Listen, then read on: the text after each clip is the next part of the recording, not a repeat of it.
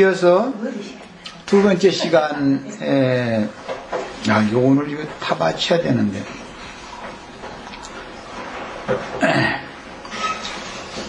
이처럼 도피성의 장로들에게 맡기셨던 판단하는 권세는 신약 복음인 그리스도의 율법이라고 했고, 사도들은 그리스도의 율법을 믿었지 모세의 율법을 이제 버리게 되죠. 우리도 도피성 장로들의 그 율법을, 그리스도의 법을 믿어야 되는 거지, 모세의 율법을 이렇게 붙잡고 있으면 안 되는 거죠. 그러나 우리는 이제 의문의 율법 얘기하면은, 엊그제 마침 우리 한영병제가 저기다가, 인터넷상에다가 글을 올려놨더니, 구약성경만이 율법이다 이런 관념이 있는데 그렇지 않습니다. 신약성경도 문자대로, 육체의 행위를 어떻게 해라는 것으로 신약성경도 그렇게 이해하면 그게 여전히 육체의 율법이 되는 거죠. 다 영과 생명의 말씀으로 이해를 해야 된다 이거예요. 이런 것이 확실하게 딱 바꿔주셔야 되겠어요.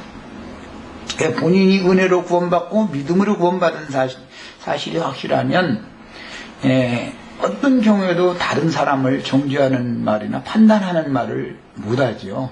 왜냐하면 자기 자신도 은혜가 없으면 똑같은 사람이라는 본인이 너무 잘 아니까. 그래서 죄가 왕노로 살 거냐 은혜가 왕노로 살 거냐에 따라서 죽고 사는 건 사실은 결정이 되는데, 은혜가 있으면 믿음도 견고하게 끝까지 지킬 수가 있는 것이지만, 은혜가 없으면 믿음에서 떠날 수도 있고 변질된 믿음 쪽으로 빠져나가 버릴 수도 있고, 그냥 하여튼 모든 게 다 은혜가 결정한다는 걸 알 수가 있어요.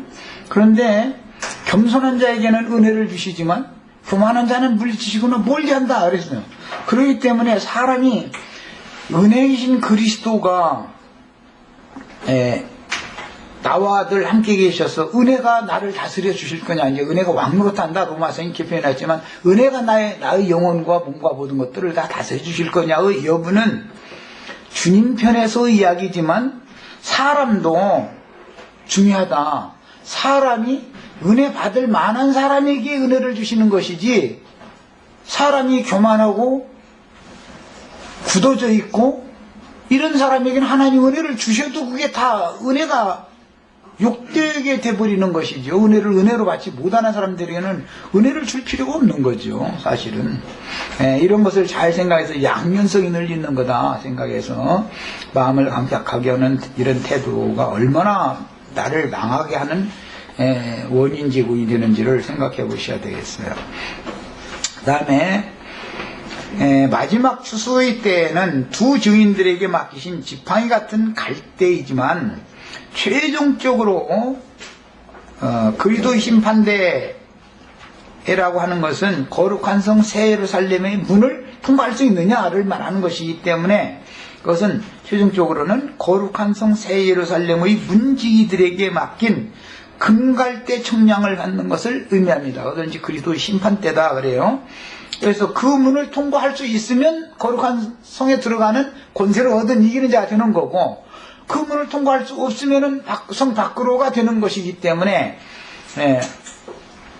기본적으로는 이제 처음에 복음을 어떻게 들었느냐, 그 다음에는 신앙생활을 어떻게 했느냐는 것은 지팡이와 같은 갈대로 증인들이 청량을 하는, 마당만 받는 신앙생활을 했냐, 성소 안으로 들어가서 경배하는 신앙생활을 했느냐, 최종적으로는 이 생을 떠나서 거룩한 성에 이제 완전히 이제 그 영혼이 이제 들어가야 되는데, 그 문 앞에 문지기들이 있다는 거예요. 금갈대를 들고. 그 사람들 자신이 사람의 청량, 천사의 청량이라고 그랬으니까, 사람을 거쳐서 완전한 신의 경지에 이런 그런 경험이 있는 사람들이다. 이 사람들은 다 온전하게 되어진 용들이니까 그 사람들에게 최후로 이제 그 재판을 받는 거예요. 그래서 어쨌든 우리는 처음에 복음을 확실하게 듣는 것도 중요하고, 교회 생활을 어디에 가서 어떻게 하는 것이 그 다음에 중요하고, 최종적으로는 거룩한 성에 들어갈 권세를 얻는 이게 이제 3단계가 다 중요한 거예요, 이것이. 처음에 복음을 듣는 것은 영의 구원과 관계가 되고, 그 다음에 증인들의 지팡이 같은 갈대로, 지팡이 같은 갈대로 하는 것은 땅을 치는 것으로 상징이 됐지만, 그것은 이제 육적인 옛사람의 자아를 치고 그 믿음의 이제 잣대라고 그러는데 믿음으로 그리스도의 은혜 앞에 얼마만큼 끝까지 인내의 말씀을 지키면서 인도를 끝까지 잘 받았는가.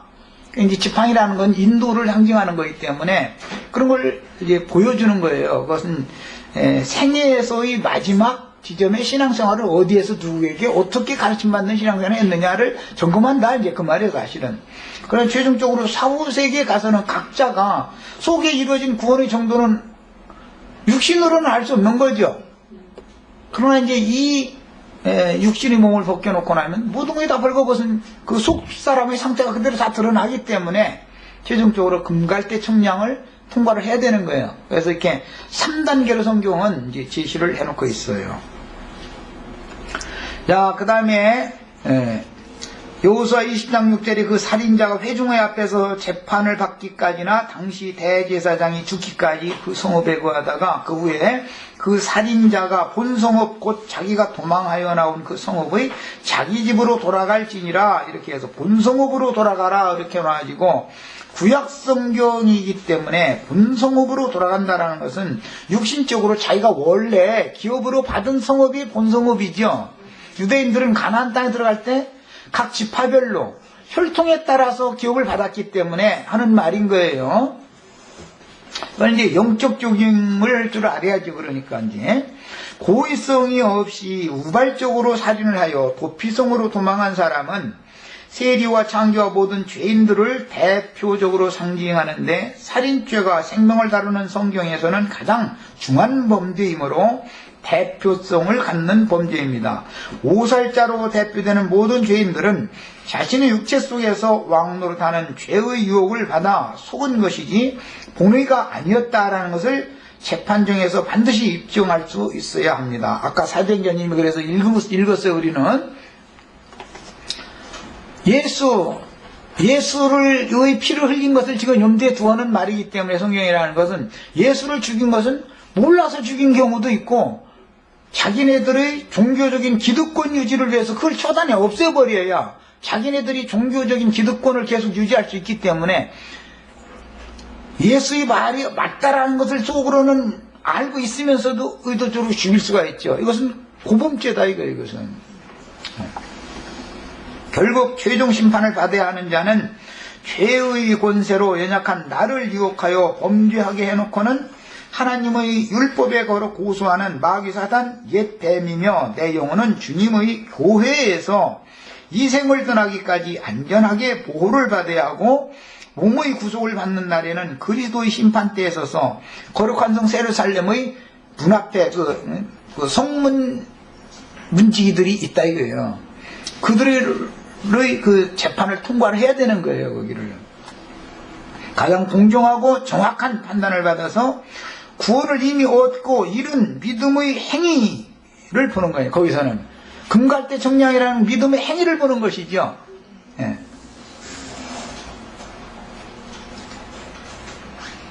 그 다음에 알곡이나 가라지를 분별하는 증인들의 지팡이가 갈대로 청량을 받는 것은 그가 믿었고 어떻게 믿었고 그 믿음이 어떤 신앙생활을 하느냐, 성소로 들어간 제사장의 신앙생활을 했느냐, 마당만 밟고 왔다 갔다 하는 백성의 신앙생활이에요. 백성은 늘 성소로는 못 들어가죠.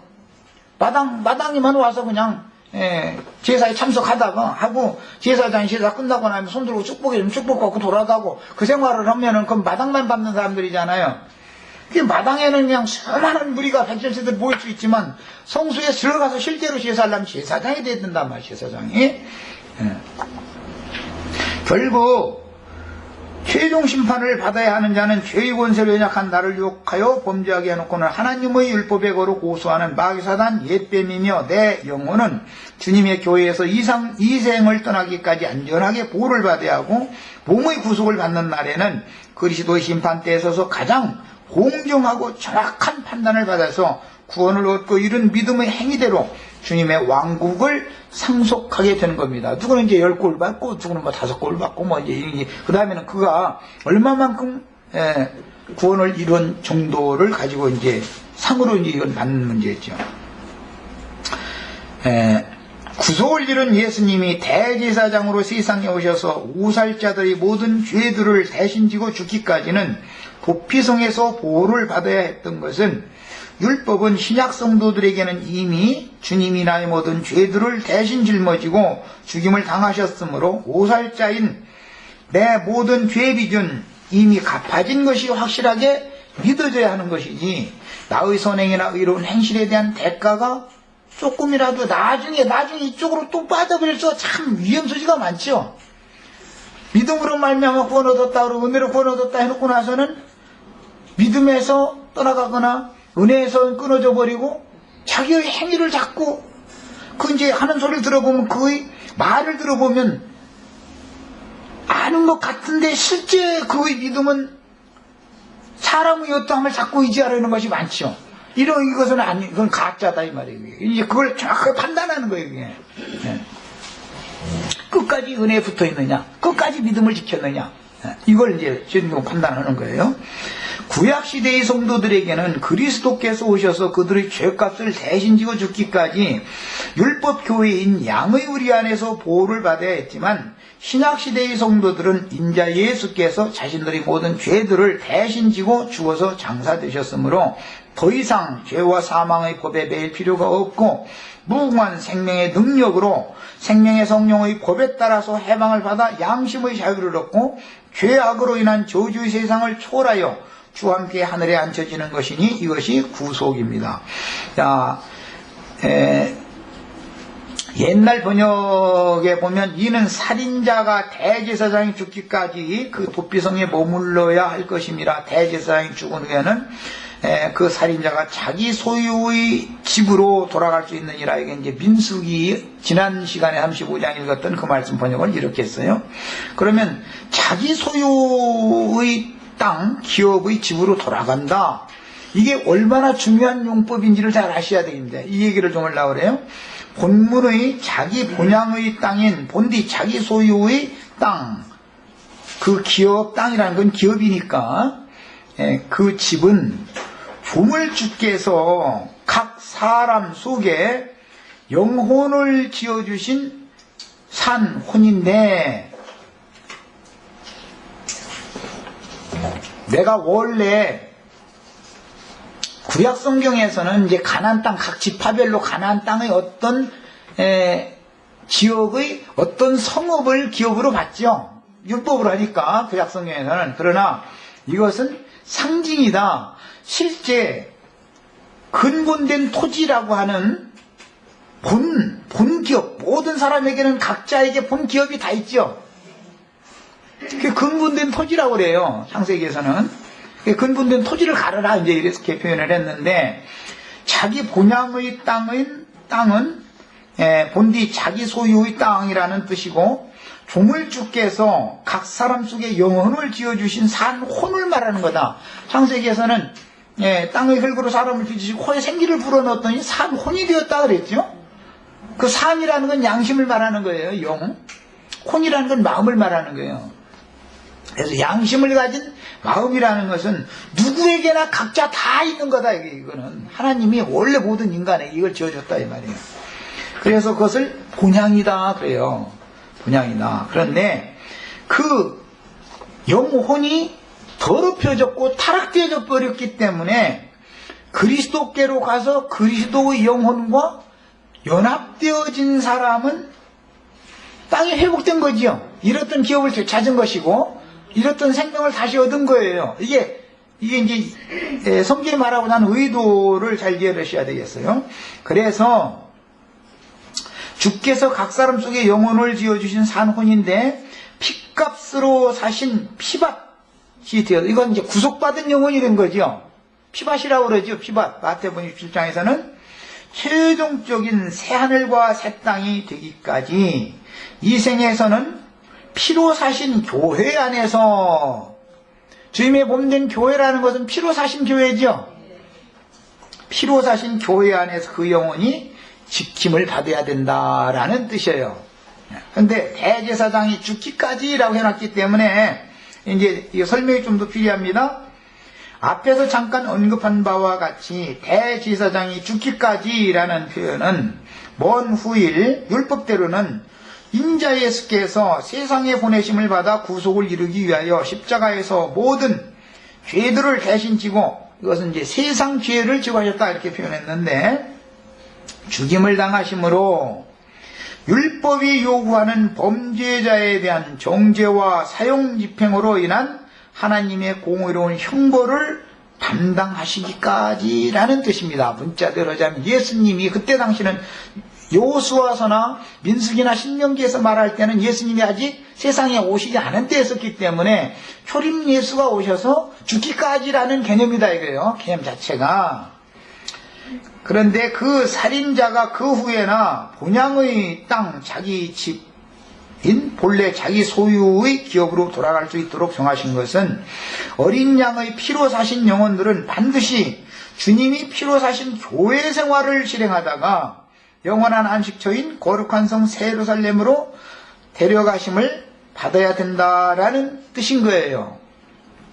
이와 같이 하나님은 그 지으신 영과 혼을 귀하게 보시는 것이며 그 영과 혼이 곤비하지 않도록 도피성 안에서 보호하시되, 도피성에 이제 들어온 이후에 지난 죄들을 다 간과하심을 받은 사실이 너무 확실하게 믿어졌어 이제.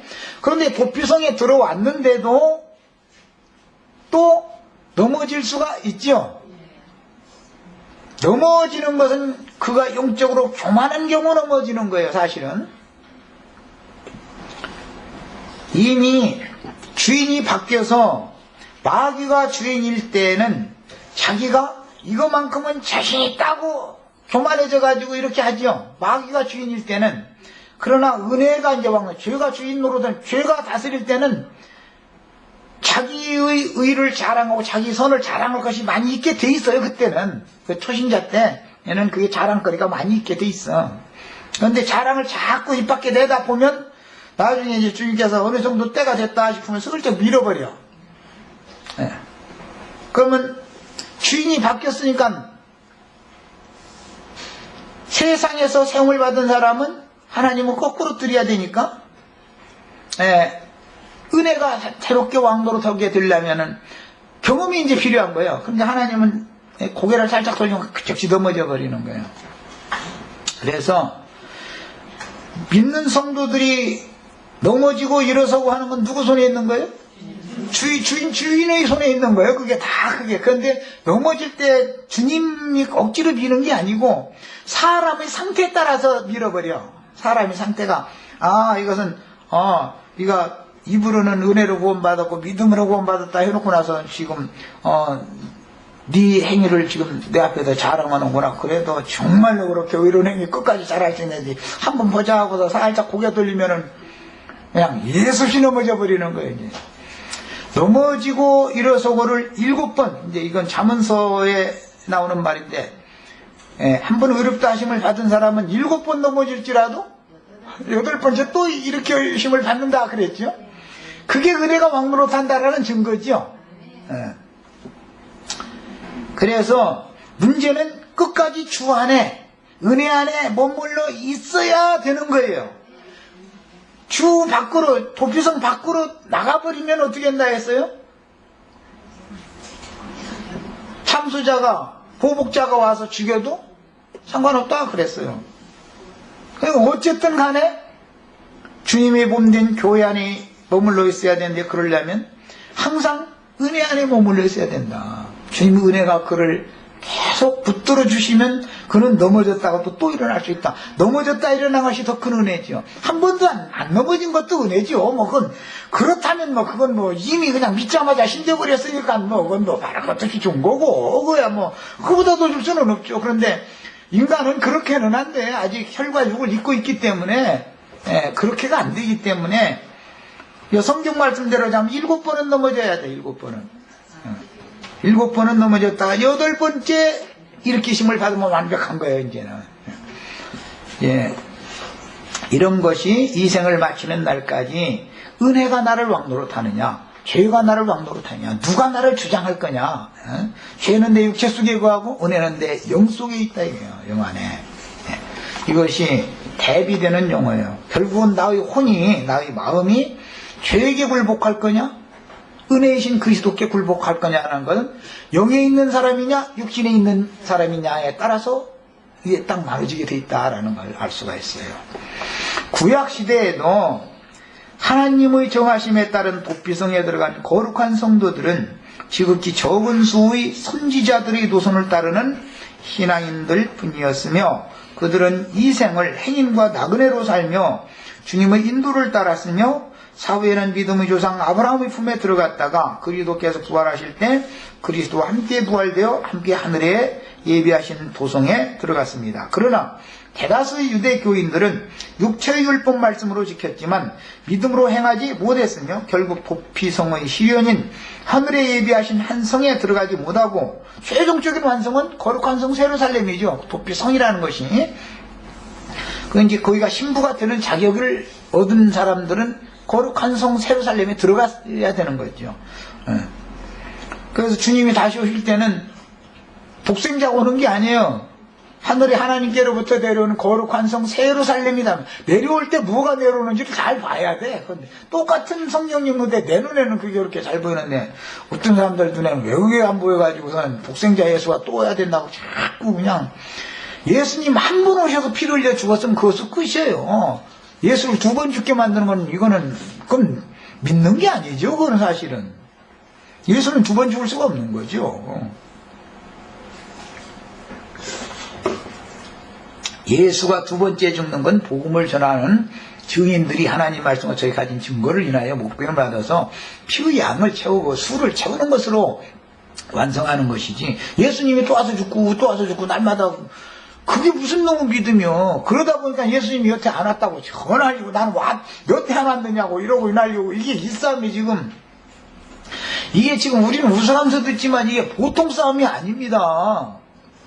기독교인들한테 예수가 당신한테는 여태 예수 그리스도가 안 왔느냐고, 당신은 저주받았다는 소리라는 건데 말이요, 여태 안 왔느냐고 이러면 여기 이단 나왔구만, 예수님이 벌써 오셨대 막 이러고 하냐. 아니 여태 안 왔어 그러면?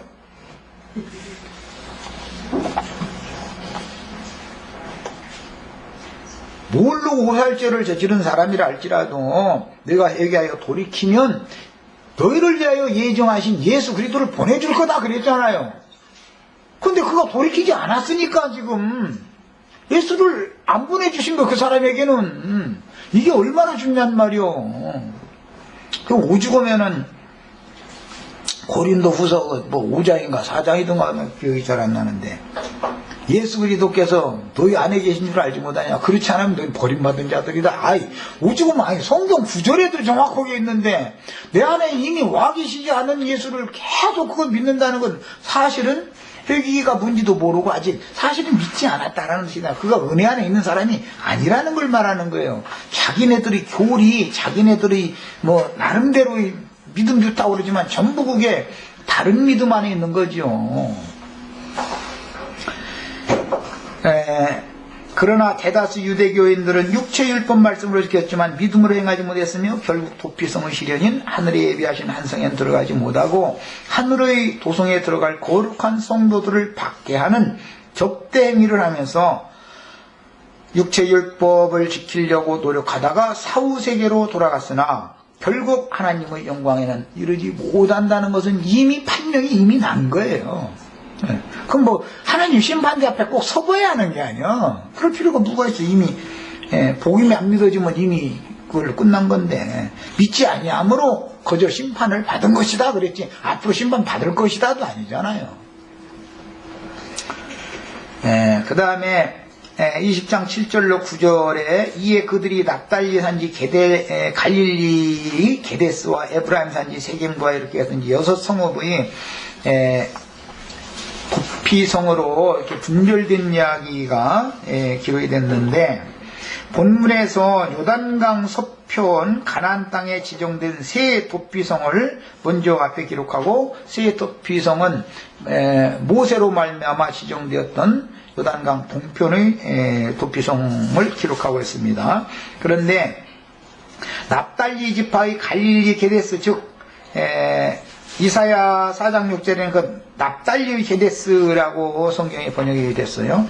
그 성읍과 에브라임 지파의 세겜성과 유다 지파의 기럇 아르바 곧 헤브론 성이니 북편 쪽에 두 성읍, 남편 쪽에 한 성읍이 도피성으로 지정된 것을 알 수가 있습니다.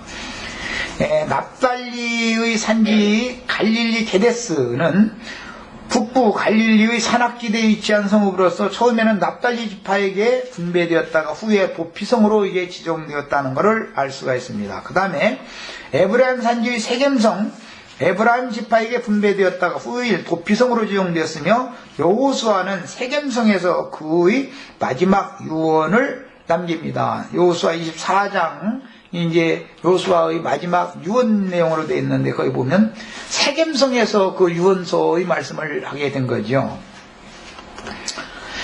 유다 산지의 기럇 아르바 곧 헤브론이 나왔는데 처음에는 유다 지파에게 분배되었다가 후일 도피성으로 지정되었는데 이것은 갈렙의 조카이자 사위가 된 온니엘이 정복하여 이미 우리 여러 번 말씀 나눴죠.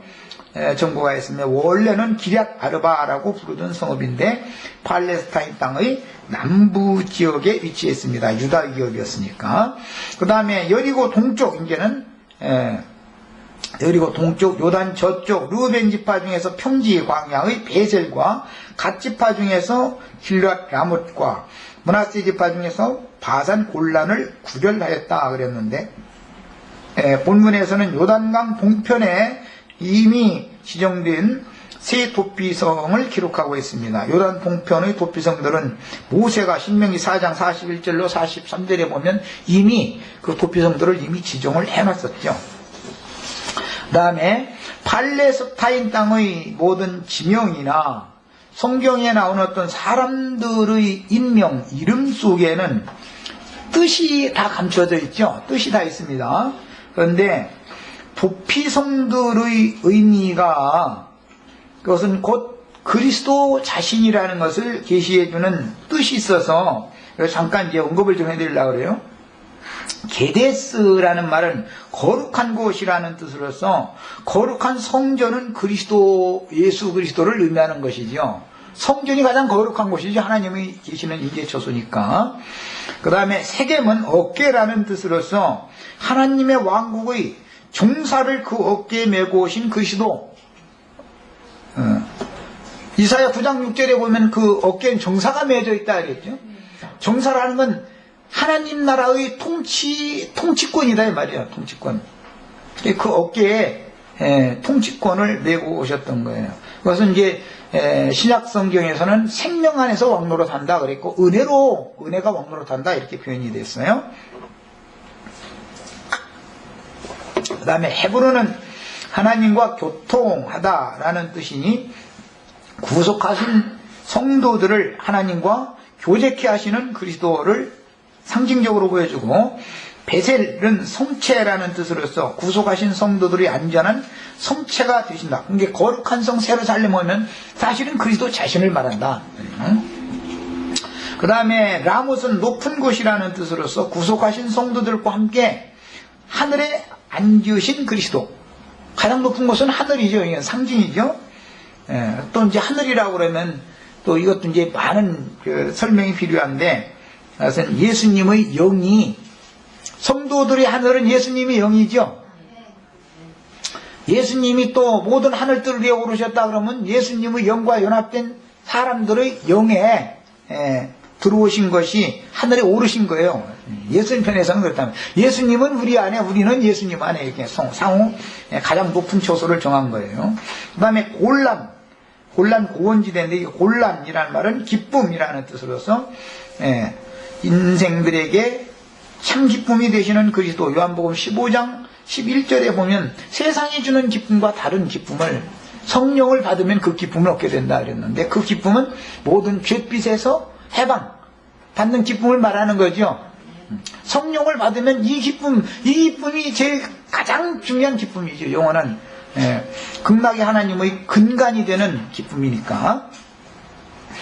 이는 곧 이스라엘 모든 자손과 그들 중에 거류하는 거류민을 위하여 선정된 성읍들이다 그랬습니다. 그 다음에 도피성 제도가 이스라엘의 역사에서 실제로 실현되는 것은 사람을 차별하지 않고 그 누구라도 자신이 어떠한 죄인이었는지를 깨닫고 죄들의 사면을 통해서 이루시는 그리스도의 구원에 동참하면 누구라도 가리지 않고 도피성이신 주님 안으로 들어갈 수 있는 권세를 얻어서 저를 믿는 자는 하나님의 아들이 되는 권세를 얻는 것을 사실 상징하는 말입니다. 그 다음에 주 안에서는 어떤 사람이라도 아담 안에서는 반드시 정죄와 심판이 있게 마련이지만 주 안에서는 하나님이 그를 이미 의롭다고 인침을 해버렸기 때문에 마귀라 할지라도 정죄할 수가 없단 말이에요. 하나님이 그를 받았기 때문에. 이스라엘이 그래서 아담 안에 있느냐 그리스도 예수 안에 있느냐 이 옮기는 것 어떤 초소를 옮기는 것이 이렇게 중요한 거예요. 이것이 이스라엘의 도피성 제도는 에덴 동산에서 쫓겨난 이후로 가인은 에녹성을 쌓고 그 안에서 번영을 누렸지만 아벨 대신해 주신 셋의 후예들은 정처없는 광야길을 행하면서 유목민 생활을 했으니 행인과 나그네 생활을 해야 했던 셋의 후예들을 불쌍히 여기시는 하나님은 그들을 위하여 생명의 안전을 위한 메시아를 보내시고 그들을 인도하여 하늘의 거룩한 성으로 인도해 주실 것에 대한 소망을 품게 해주는 제도였었는데 믿음의 후사들인 아브라함과 그 길을 쫓은 모든 믿음의 선진들에게는 그들을 위해서 하나님이 친히 지으시고 경영할 터가 있는 한 성을 예비하셨다 그랬는데 그 성이 바로 그리스도를 말한다 이 말이에요. 또 그리스도의 배필이 되는 거룩한 성 예루살렘을 말한다 이 말이에요. 훗날 노아 때에는 방주가 도피성에 대한 상징이 되었으며 약속의 땅에 들어갔으나 자신들의 기업이 없이 유리하는 유목민 생활을 해야 했던 아브라함과 그 후손들에게는 영원한 본향으로 돌아갈 소망을 품게 해주는 믿음의 약속이 있었으니 궁극적으로는 하늘의 시온산 위에 세워진 거룩한 성 새 예루살렘에 들어가는 것이 아브라함의 그 믿음이었다. 그 다음에 아브라함의 후손들은 저희 하나님께서 예비하신 하늘의 한 성에 들어갈 소망을 품고 흔들리지 않는 믿음의 표대를 삼았는데 이런 히브리인들의 신앙은 뒤에 시오니즘이라고 하는 시온주의로 이어지게 됩니다. 먼 후일 시온주의는 예수 안으로 돌아온 세리와 창기와 모든 죄인들이 인자 예수의 구속으로 인하여 하나님의 받으심이 되어 실현되었으니 주님의 제자들을 통해서 성령의 증거로 유대인이나 이방인을 가리지 않고 회개하고 복음을 믿은 사람들은 주님의 몸된 교회에 들어와서 지난날의 범죄들 때문에 사단의 추적과 정죄를 받지 않는 영의 자유를 누리게 되었고 이제 이렇게 되려면 진리를 알아야 되는 거예요. 결국은 복음 진리를 알면 아는 것이 믿는 거니까 이제 아는 것과 믿는 것이 일치가 되어지면은 이제는 더 이상 사단의 참소를 받아들이지 않아도 된다 이거예요. 믿음이 있으니까. 결국은 영원한 안식처인 거룩한 성 새 예루살렘으로 안내되었습니다. 구약시대 전기간 동안 수많은 히브리인들이 도피성 제도를 의문에 따라서 율법 제도로 지켰지만 그것은 인간 나라의 사회 규범에 지나지 않고 실제로 도피성이신 메시아 무슨 특구다 그래가지고 특별한 구역이 있었죠. 3부로 나눈 이제 그 특구라고 그러는데 어떤 죄를 졌을지라도 그것에만 도망가면 살려주는 어떤 특별한 성역제도를 하는 것에서 기인한 거예요. 이것은 세상의 성역제도라는 건 불이한 거다 이거예요. 그리스도 안에 들어가야만 성역 안에 들어가는 가장 거룩한 그 영역 초소는 예수 그리스도를 의미하는 거예요. 성경에서 말한 바는. 그러니까 뭐 명동성당 안에 들어간다 해서 그 성역에 들어갔다 생각하면 안 되는 거죠. 이사야 선지자로부터 말라기 선지자까지 모든 구원의 선구자들과 시편에 나타나는 다윗의 시가들은 그가 기름 부음을 받은 이후로 남은 일생을 어떻게 안전한 도피성이신 메시아 곧 여호와 하나님 자신 안에서 영혼의 안전한 보호와 위로와 격려를 받았는지를 너무도 확실하게 나타내는 많은 글들을 남겼습니다. 다윗의 시를 보면 대대로 자신의 거처로 여호와를 거처로 삼고 당신이 나의 반석이요 보호자요 안식처요 누림의 처소요 그분 자신을 그렇게 노래했는데 이것이 완전한 그게 도피성 이 실현이다 이 말이에요. 도피성이라고 하면 실제로는 하나님 자신을 말한다. 모든 영혼은 조물주 하나님, 유일하신 참 하나님이신 조물주 하나님 예수 그리스도 안으로 돌아가야 안전한 보호처를 얻을 수 있는 것이지 아담 안에서는 어떤 곳을 가도 안전한 보호처는 없는 거다. 가인이 어디로 도망가도 여전히 추적하는 자는 쫓아오기 마련이고 잡히면 죽는 거예요. 그러니까 늘 불안한 거지 뭐 도망다니면서 살아야 되니까. 그래서 쌓은 성이 에녹성이다 이거예요. 혹시 나를 누군가가 저기 군들동원에서 날 잡으러 오면 어쩌지 싶으니까 성을 쌓고 거기서 살았는데 구약의 옛교상에서 보면 아벨 대신해 주신 셋의 후레들은 허들판에서 성이 없는 데서 그냥 살았지만 하나님이 그들을 보호해줬다. 무얼로?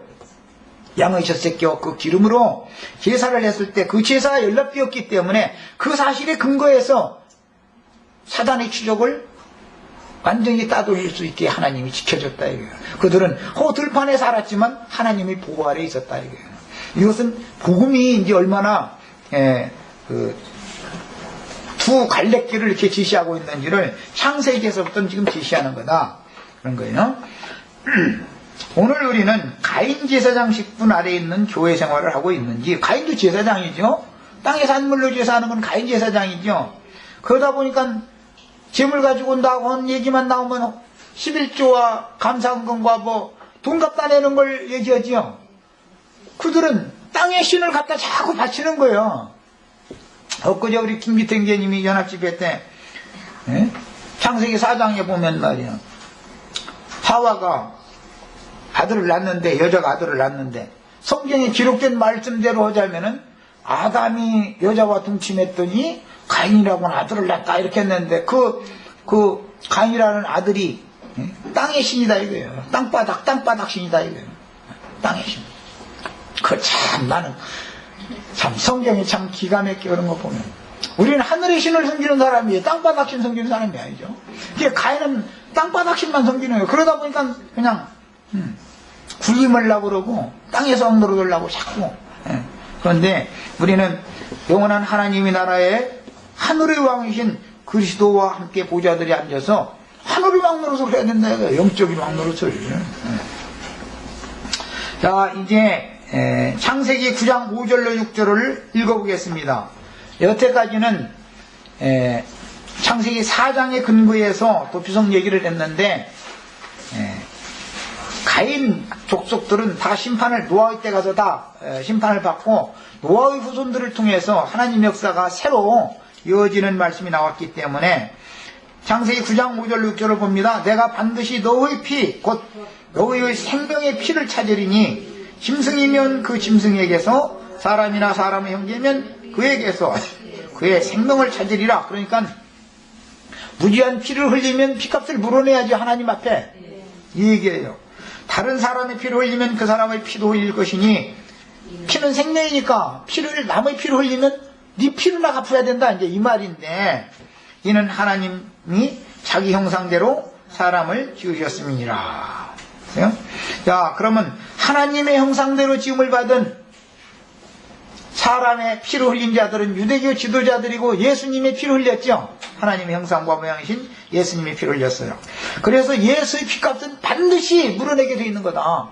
예수를 죽인 죄값이라는 건 안 물어내고는 못 빼겠는가 누구도 반드시 물어내야 돼요. 그런데 오늘 사도행전 3장에서 읽은 것처럼 생명의 주를 너희가 죽였다. 그러나 너희가 알지 못하고 죽였다.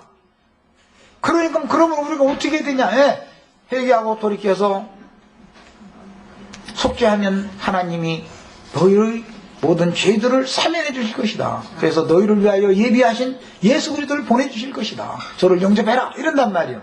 그렇게 하면 도피성 안으로 들어갈 수 있는 길이 열리는 거지 이제.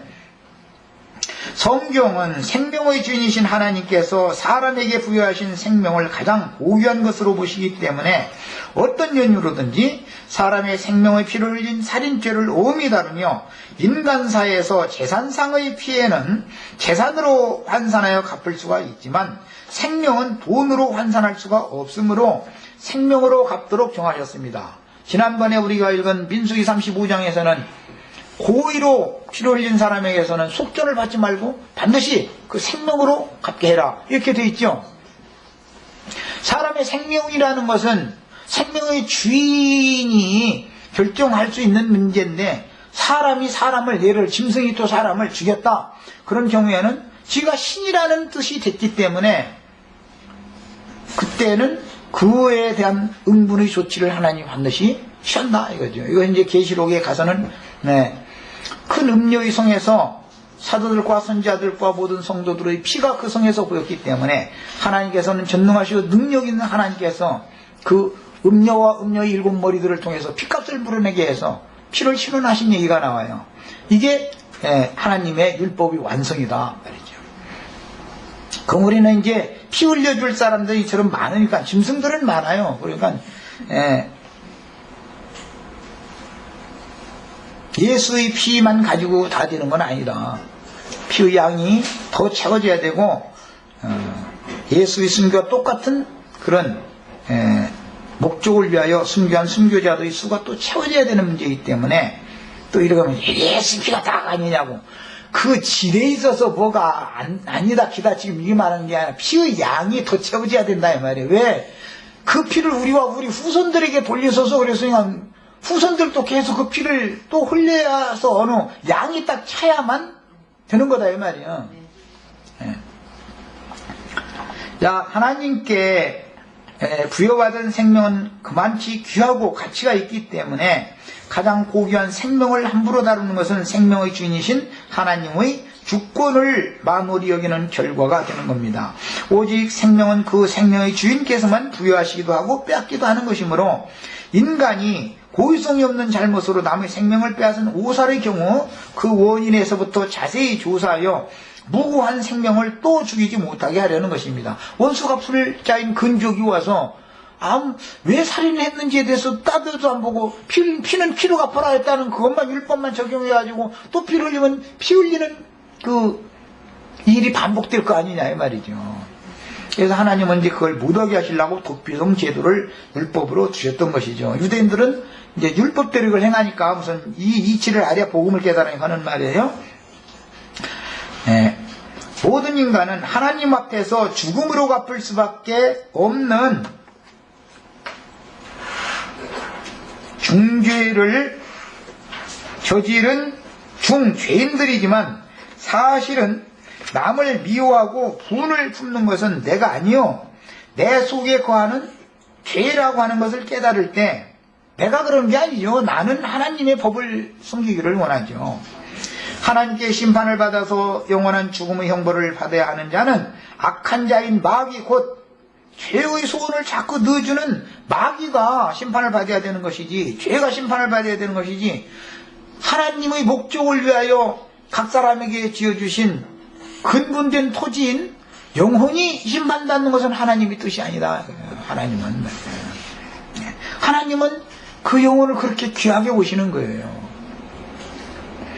그 다음에